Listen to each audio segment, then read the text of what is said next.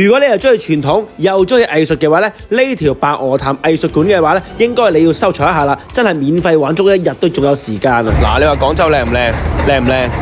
廣州真係靚噶嗱，呢個係免費景區嚟噶。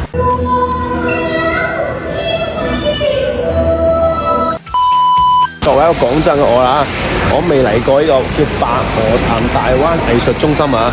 以前荒無人呢個芳村咧，而家都睇到珠江啊，仲有3個唔同嘅藝術館添啊！我唔知仲有幾多個廣州人未參加過啊，但係咧佢個展會嘅話咧，好似係有時間限制嘅，係啊，上網預約就得噶啦。天然自然嘅美景，超大江景，買杯咖啡，買支啤酒，喺度睇睇呢個景，哇！呢個 view。重點嘅事情講3次啊，真係免費免費免費！如果你要票嘅話咧，就上網直接預約就可以噶啦。如果有藝術的話咧，觀察這個美術啊。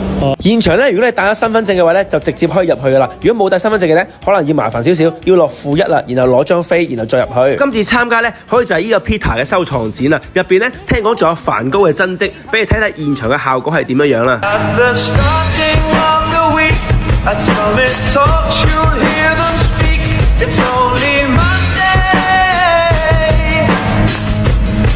我覺得呢度咧，帶住女朋友啊，或者帶住屋企人咧嚟到睇睇、學習、感受下個藝術氛圍咧，其實一日咧時間咧就好快過嘅。如果大家對藝術咧都唔係好感興趣嘅話咧，仲有旁邊另外一個傳統嘅藝術館嘅。另外呢個傳統藝術館咧係包括咗好多廣東嘅文化，即係連點樣整雲吞、點樣摁麵都教埋你啊。同埋廣州嘅粵劇、佛山嘅功夫，所有嘅藝術品、工藝品都會擺喺度呈現出嚟嘅。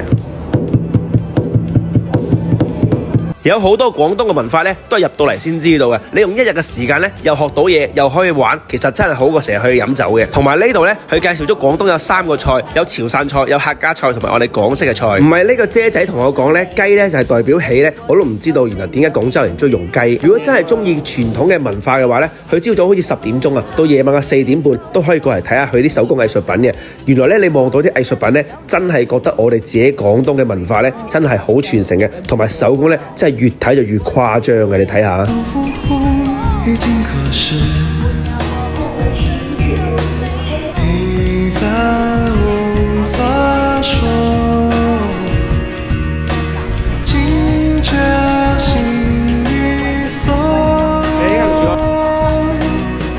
俾面點個關注咧！